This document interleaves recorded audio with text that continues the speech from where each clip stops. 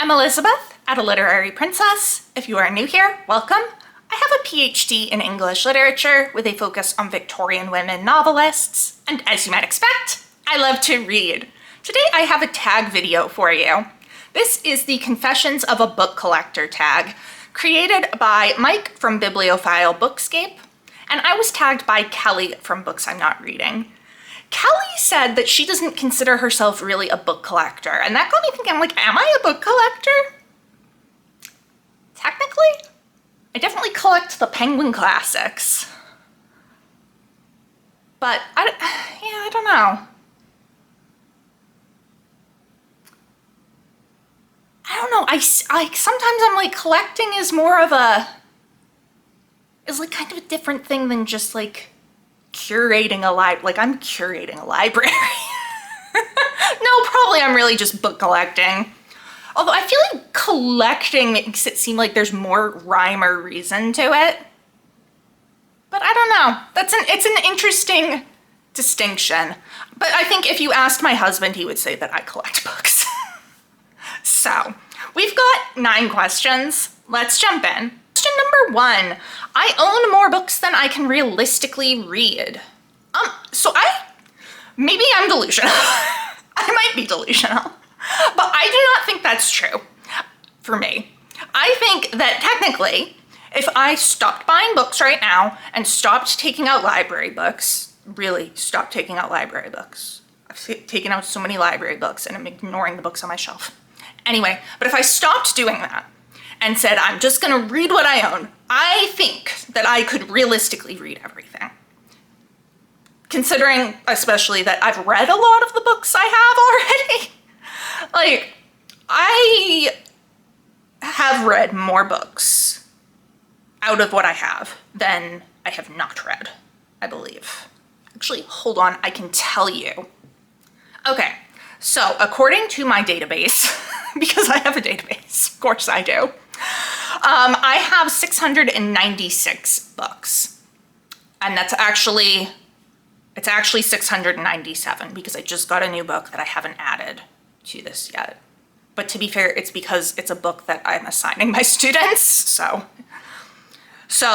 in the database, it says that 241 out of those 696 are completely unread. So it's actually 242 out of 697. So like that is, I've read more than half of the books that I have. There's also a few that are DNFs, like I've only read parts of them,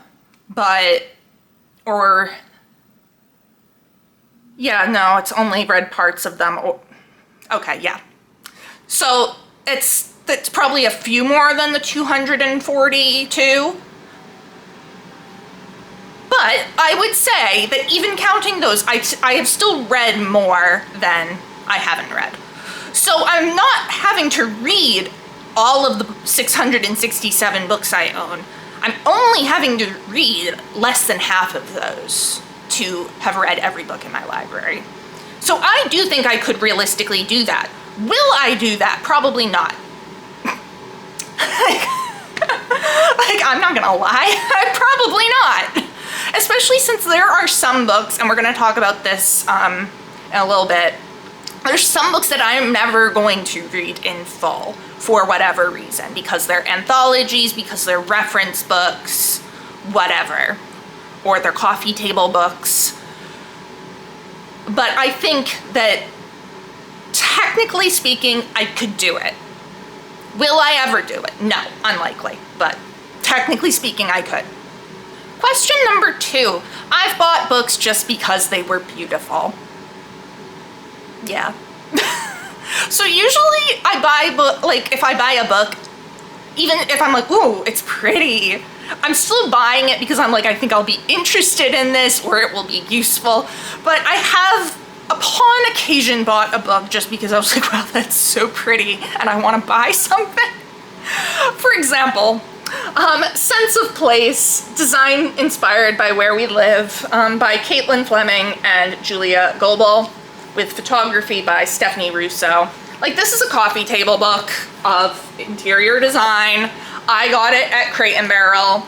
because on a girls' day we stopped at Crate and Barrel, because what else do you do on a girls' day but go to Crate and Barrel? I don't know.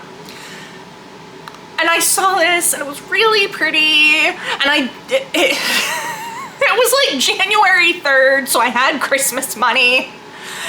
And I don't know, I wanted it. I was like, I'm gonna use it for my own house someday, but also for designs for houses in The Sims. Have I done that? No. No. Have I looked at this since I bought it? Other than to show it off in the hall and right now? No. No, I haven't. Did I buy it just because it was pretty and I wanted to buy something? Yes. So yeah, it does happen sometimes. Am I proud of it? No, not really. But I am still hoping that this will come in useful. I am still hoping. Prompt number 3. Finding a great book is sometimes more exciting than reading it. I don't think I would say more exciting. I think it is a very different kind of excitement. I like to say that reading books and buying books are two entirely separate hobbies. So like when I find a great book, yeah, there is that excitement. But it's not more exciting than actually getting to read the book. It's just a different kind of excitement. It's shorter lasting. It's like a little boost of serotonin, as opposed to like the kind of longer drawn out experience of reading a great book. Like that's not just one little serotonin boost, that's like an extended thing. And exciting isn't always the word for it. Like there's some books that are not exciting, but they are beautiful and meaningful. So it's just two completely different things for me.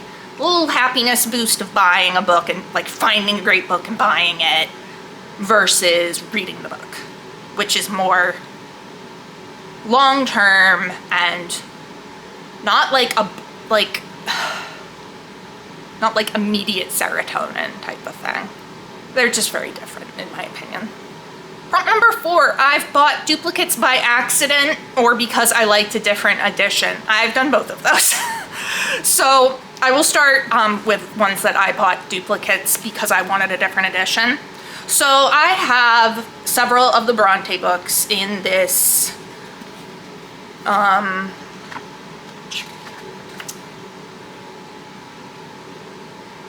Wingate Heather edition. They're very pretty. They are from 1949, but they don't have any notes.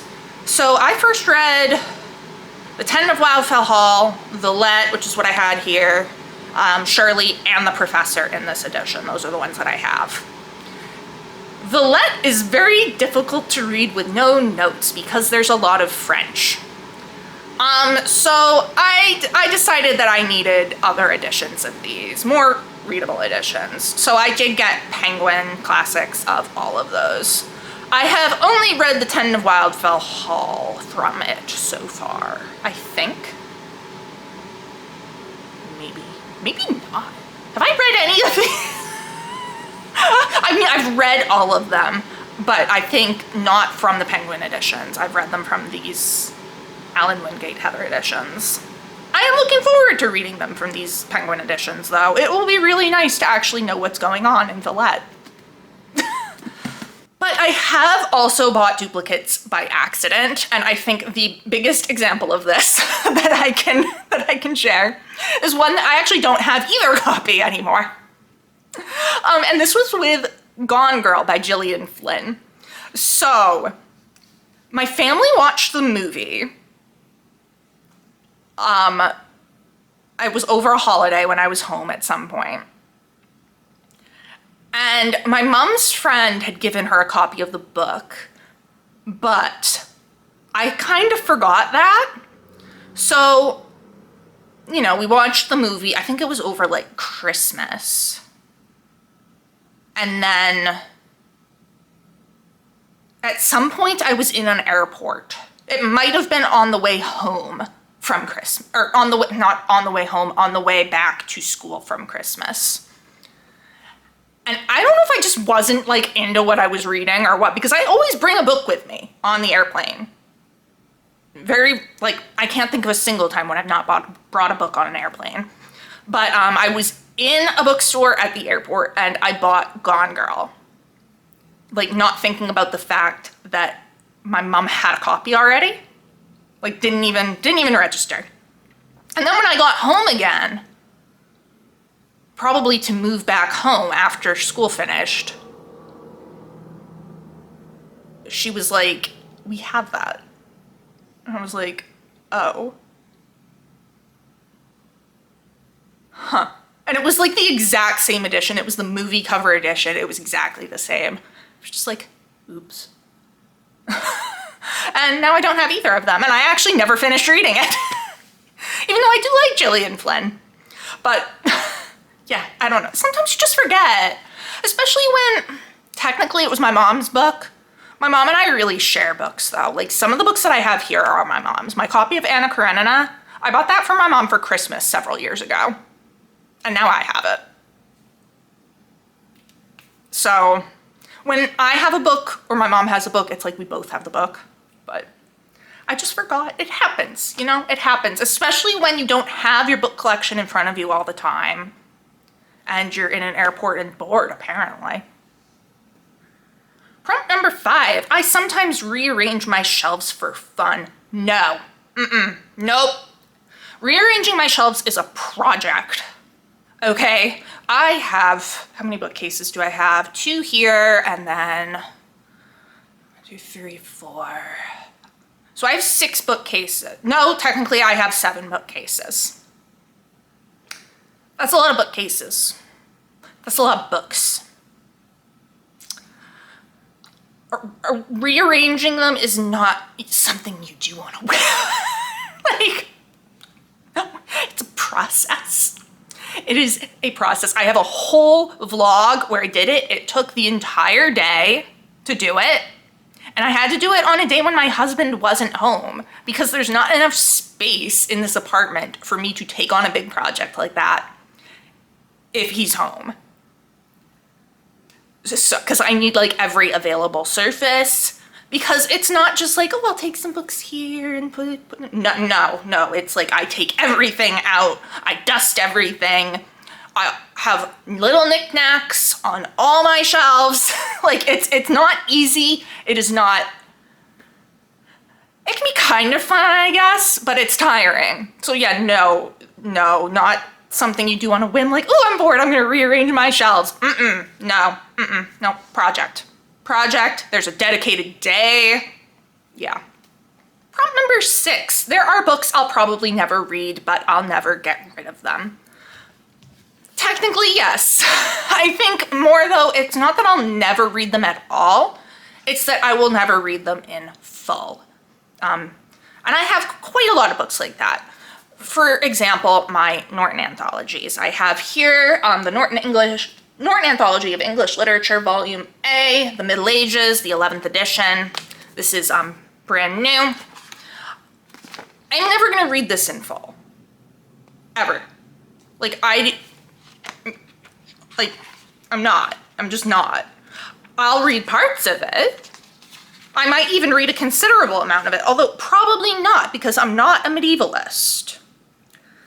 But I will probably read some things out of here. I'm looking, I'm like, I don't even know what's in here. What's in here? Yeah, like I'm never gonna read all of it, but I'll read some of it. And there's a not entirely 0% chance that I'll teach some of it. So yeah, like it's useful. I'm never getting rid of this. Like, these are lovely and I got them for free. But never will read it in full. Similarly, I have the Oxford Companion to the Brontes, edited by Christine Alexander and Margaret Smith. I'm never gonna read this in full. This is a reference work. It is like basically an encyclopedia, but of the Brontes. Like, it's not something you just sit down and read. I have used it though. I have referenced it. And I'm not going to get rid of it. I bought this at the parsonage, actually. It has their little stamp.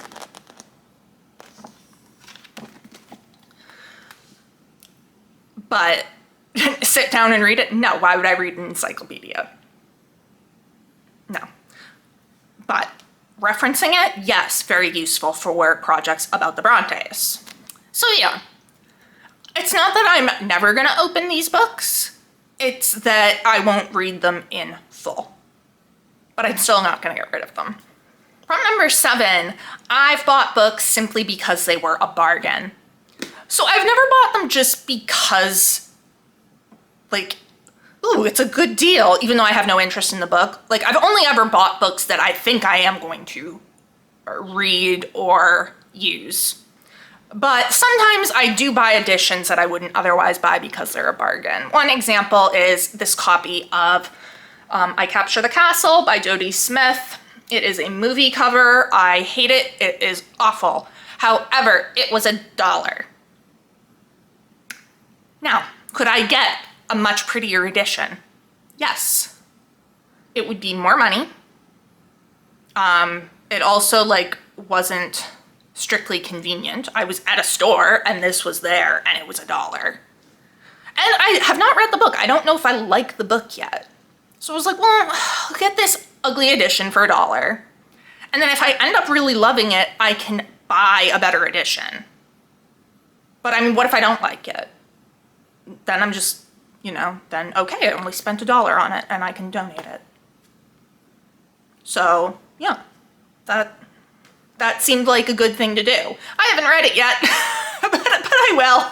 Another one is The Last Chronicle of Barset by Anthony Trollope. So I had the first 2 and then the 4th book in a different edition, the newer Penguin. Hold on, I can show you.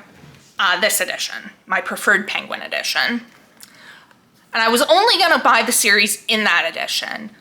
Then I came across this one for 99 cents. 99 cents for a book this big, that's pretty hard to beat. And it's actually not in bad condition. There's some writing in it. There's some people who can't underline to save their lives. Oh my God, who underlined this? A child?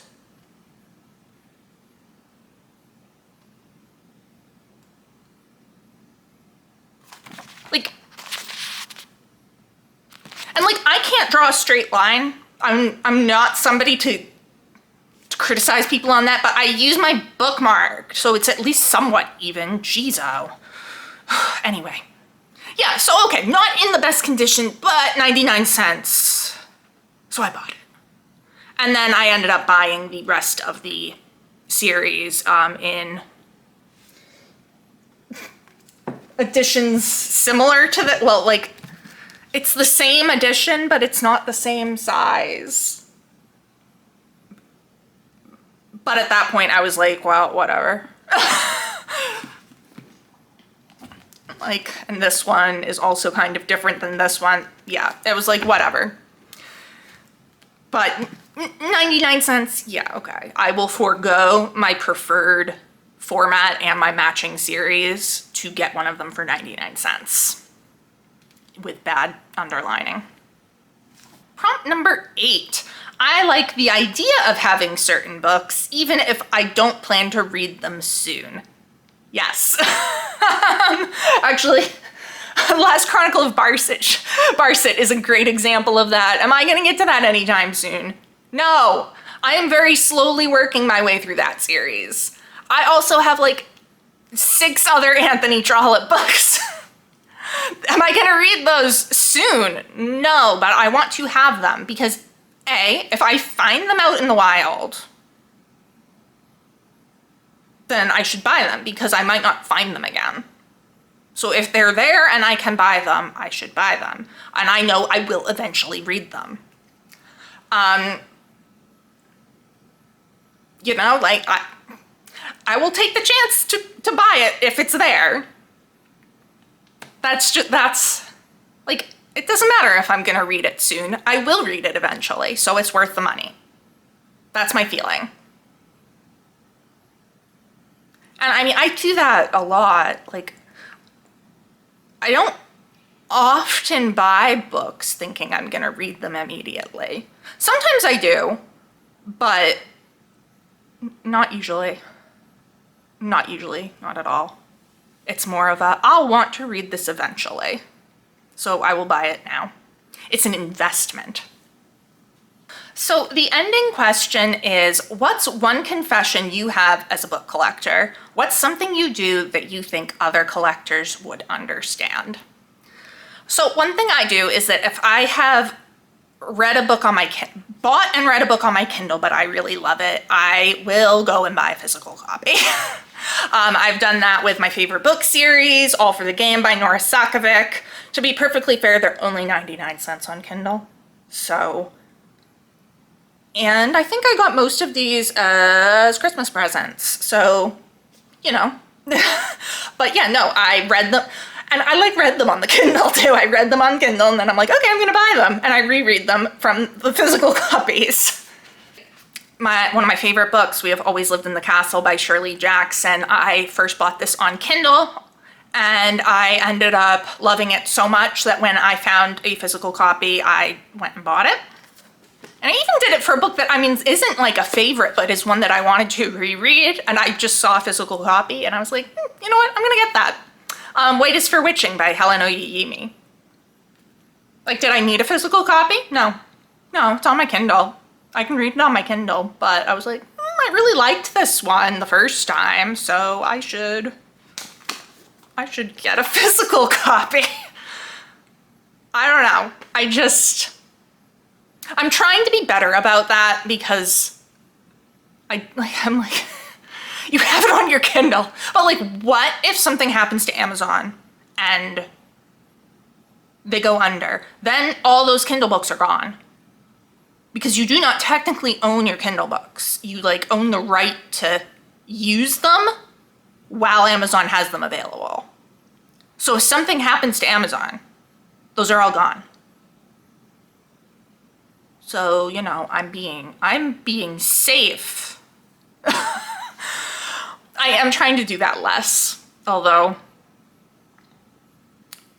I've been tempted many times recently. I've been very tempted many times recently, but I am trying to do it less. But I think other people will understand this. Like, yes, you read it on Kindle, you have it on Kindle or your other e-reader, but you want the physical copy.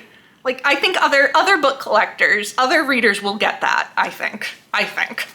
That is the Confessions of a Book Collector tag. Thank you so much to Mike for making this. It's a really, really fun tag. And thank you to Kelly for tagging me. I will tag a few people. If you have already done this, I am so sorry. I try. I'm going to tag Heather from Fresh Parchment, Miriam from Miriam Elizabeth Reads, Roz from Scally Dandling About the Books, and Kate from Diary of a Provincial Lady. No pressure to do this if you don't want to, but I would love to know your answers. I would also love to know some of your answers down in the comments below for those of you who don't have channels, or for those of you who do and just don't want to do the full tag. I would love to hear from you. If you enjoyed this video, please don't forget to give it a thumbs up and subscribe to see more of my bookish content. It has been great chatting with you. I will see you soon. Bye.